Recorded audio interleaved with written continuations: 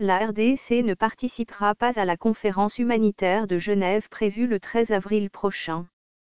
Le vice-premier ministre et ministre des Affaires étrangères, Léonard Chioki-Tuntu a donné cette position du gouvernement, mardi 3 avril, lors d'une conférence de presse organisée à Kinshasa.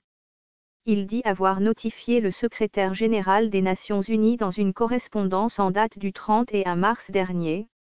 Dans ce document, nous avons fait part au secrétaire général des Nations Unies notre étonnement de voir la RDC classée en L3, c'est-à-dire le niveau de gravité le plus élevé.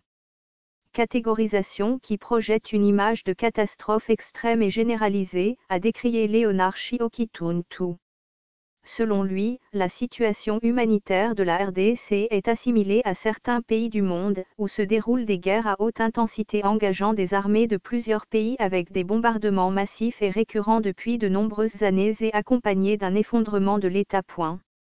Ce qui n'est absolument pas le cas en RDC qui fait plutôt face à des attaques non conventionnelles et asymétriques des groupuscules terroristes et des groupes armés criminels, a indiqué le chef de la diplomatie. Léonard Chioki-Tuntu reconnaît que la situation humanitaire de la RDC n'est pas moins préoccupante, mais s'insurge contre l'exagération dans la description qui ne correspond nullement à la réalité sur le terrain. Elle est même contre-productive pour l'image de marque et l'attractivité de notre pays, et agit comme repoussoir pour les investisseurs potentiels en RDC. Ce qui va à l'encontre de l'intérêt majeur des populations congolaises, a-t-il fait savoir. Le Conseil de sécurité de l'ONU a fait part de sa vive inquiétude le 24 mars dernier, concernant la détérioration de la situation humanitaire en RDC, qui est devenue catastrophique dans certaines régions du pays.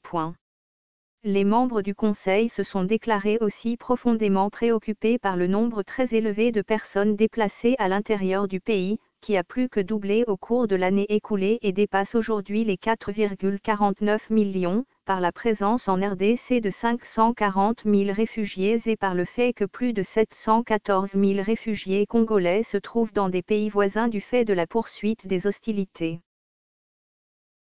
Ce fichier audio a été créé par Panopre Basic, vous pouvez le télécharger sur www.panopre.com.